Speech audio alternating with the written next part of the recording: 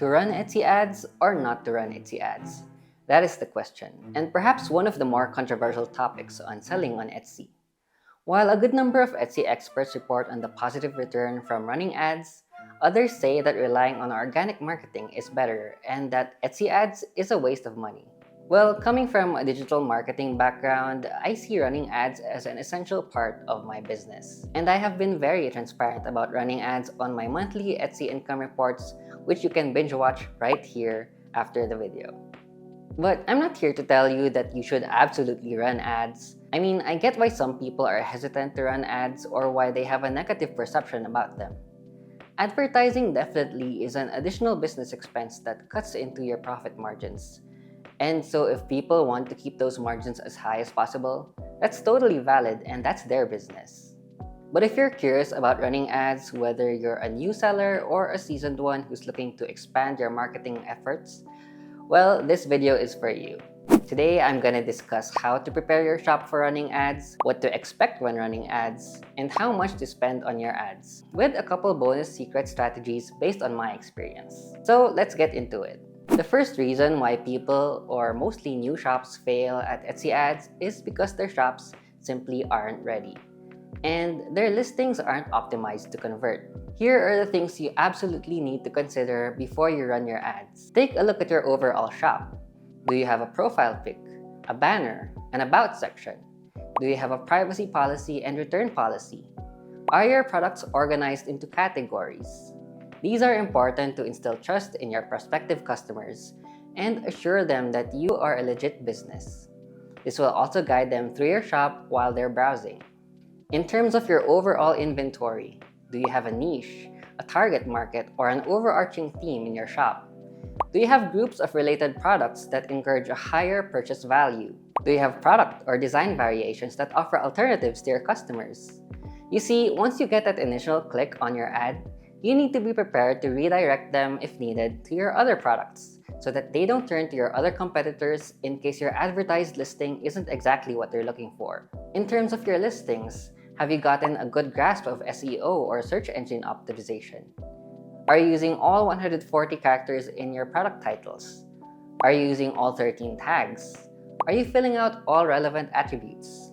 Is your product the right category? Do you have 10 listing photos and a video that are designed to not only stand out from your competition, but also provide your customer everything they need to know to convert into a sale?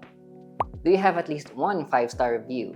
These are all Etsy-specific aspects of marketing on the platform, and on their own, these will help your items rank even better organically. So I highly encourage that you have all of these done, checked, and mastered before you spend a single cent on ads. If you feel that you already have these down, it's time to set some expectations. Now, I raise an eyebrow whenever someone says that running ads is a waste of money. And honestly, I feel like people who do say that have 1, not done it correctly, or 2, not entered into this method of marketing with the right mindset.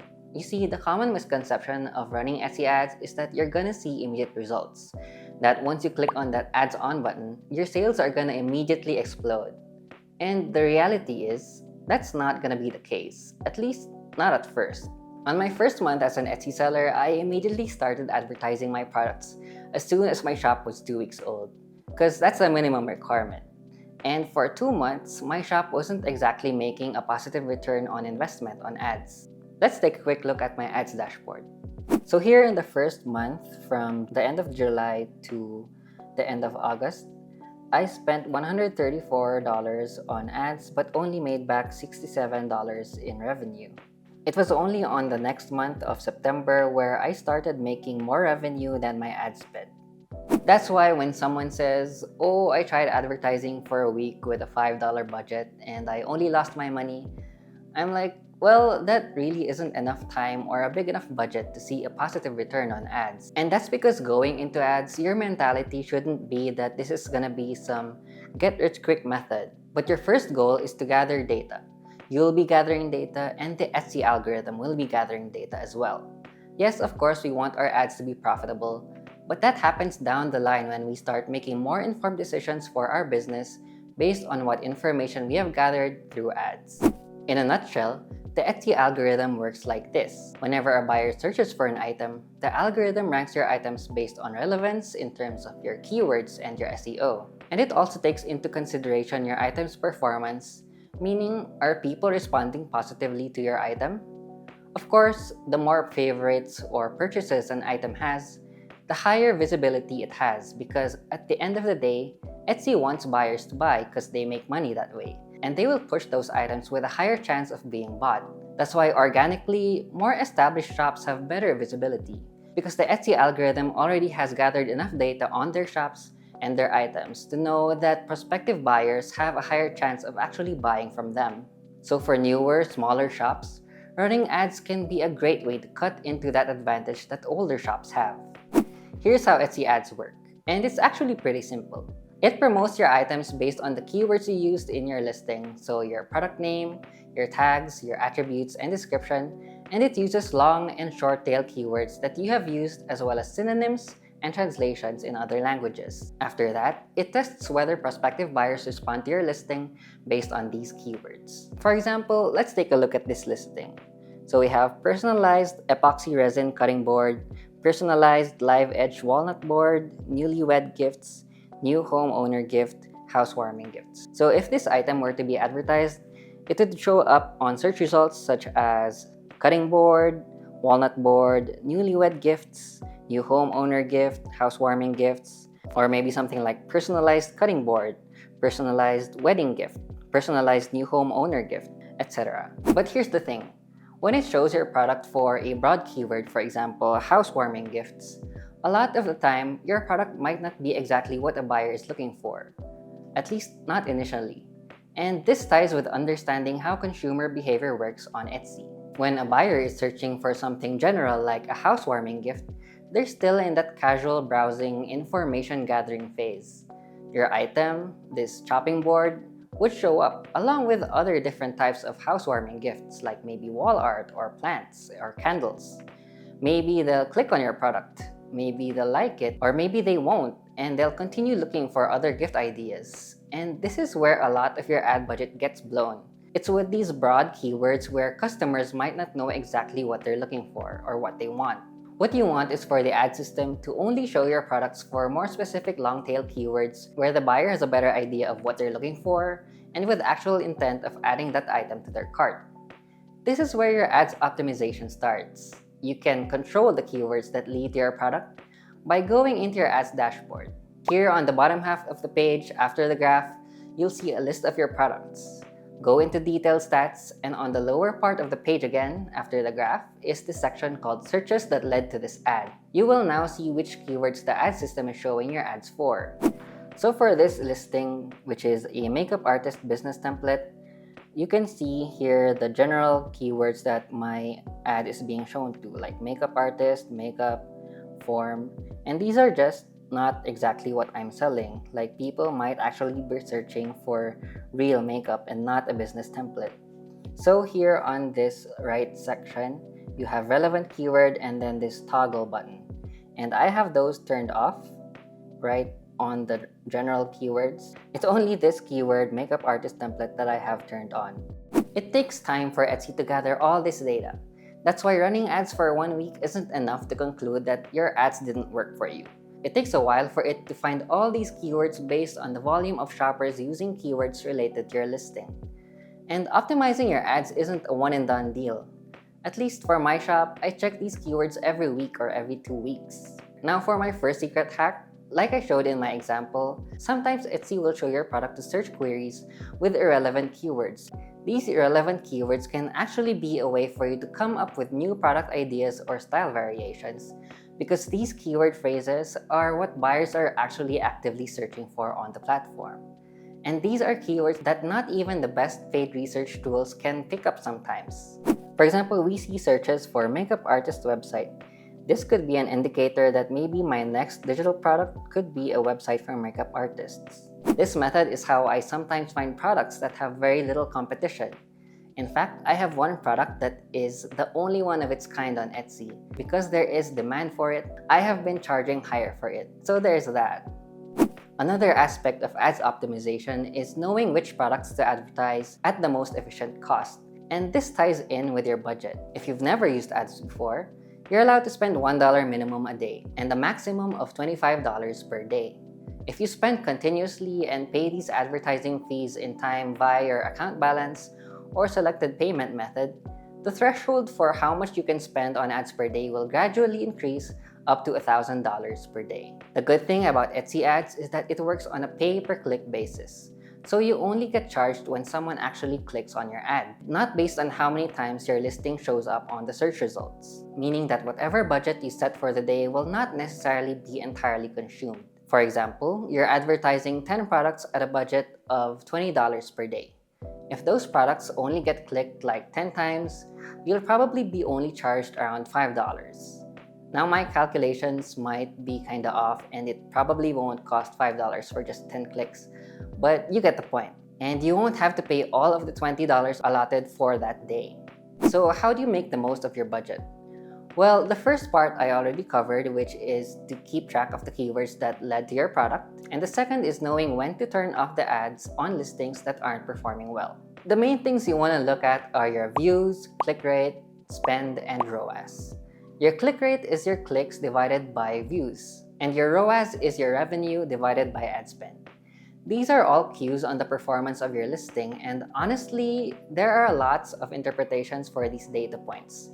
But here's my thought process. If my listing has significantly low views compared to my other listings, then that might mean that either my SEO needs more work or that the product doesn't have much or any demand. But I would test and tweak my SEO first and see if there are any changes before determining that the item has no demand. If I have a low click rate, it might mean that my listing is being shown on a lot of searches but it isn't getting clicked on. This might mean that Etsy is showing my listing on keywords that are too broad or even irrelevant. So I would need to fix that up. But if the keywords are somewhat accurate, it could mean that my main listing photo isn't attractive enough to stand out from my competition. So I might try a different main mockup image. Next is my return on ad spend. Having 1.0 ROAS means that for every dollar I spend, I get $1 in return. So this means that I'm breaking even for that listing. If it's below 1 ROAS, I'm losing money. But if a listing has something like 2 ROAS, then it means that I get $2 back for every dollar I spend. A good ROAS would depend on your profit margin. Because I sell digital products, my margins are about 70 to 90%. Personally, I'm fine with a ROAS of at least 0.8 on my products. But for print on demand, for example, the profit margins are about 30 to 50%. You can compute your break-even ROAS by taking 1 and dividing by your profit margin. So for example, at 30% profit margin, 1 divided by 0.3, your break-even ROAS is 1.43. So anything above that would be good and ideal. And if your product is consistently below your break-even ROAS, that would be a sign to turn off ads for that listing. But that doesn't necessarily mean that you should immediately turn off your ads once it goes below your break-even point. Because again, there might be some factors at play that are fixable. For example, maybe your price is high compared to competing products that are identical. Or maybe your listing photos don't provide enough information on your product. These are adjustments that you can make if you decide to give your listing a second chance. My advice is to give yourself a set budget for that listing. And this is where we look again at the spend column. For example, my budget for each listing is $10. If a product has reached $10 in ad spend after making my fixes, but has still remained below my ideal ROAS, then I would turn it off. It's up to you to decide on a budget. For example, if you're selling shirts, maybe your budget would be $50 or $100. By keeping an eye on your listing's ad performance, you'll be making the most of your daily budget. And this ensures that you're not simply throwing money away and that you're hopefully making back more than you spend on ads. Personally, at this point, I only spend $20 in ads, and a lot of the time, this doesn't even get maxed out. This is because I'm only advertising about 70 listings. This is gonna be different for everyone, because again, the demand and competition for products will be different. If you're advertising a lot of listings, like 500 listings with high demand and high competition, then it's more likely that you'll blow through a $20 budget much faster. Then your ads would immediately stop for the day and you'll be gathering data much slower. So my advice for if you're starting with a small budget, Start by advertising a small group of items, enough to just barely max out your daily budget, like maybe 10 or 15 listings for $5. If you're only consistently spending maybe $3, you can add more listings to advertise to get to that $5 threshold. Then once you've given it enough time for data to be gathered, it's now up to you to decide that if some of your listings aren't winners, you can turn off and advertise other listings to replace those loser products. And of course, you'll keep ads on the well-performing listings with good ROAS. And here's my next secret tip to maximize your daily budget. If your shop is location-specific, like maybe only shipped to a certain country, you can actually turn your ads on and off for the day depending on what time you or your buyers are most active. And this is gonna be different for certain niches. For example, I noticed that my shop performs the best from 12 p.m. to 8 p.m.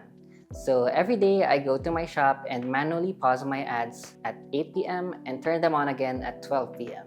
This has helped me to not blow through my daily budget even with a big number of advertised listings. Oh, and one more thing. When setting up your ads for the first time, Etsy has this pop-up asking what your goal is for running ads. Mine is set to take my sales up a notch. At the end of the day, whether you're doing organic marketing or paid advertising, you're paying with something.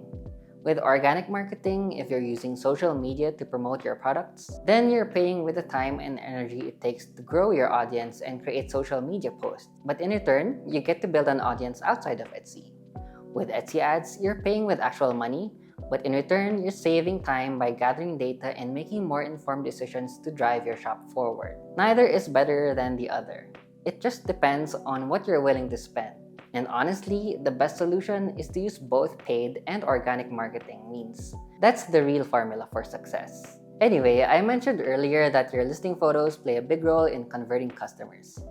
This is something I mastered early on in my Etsy journey.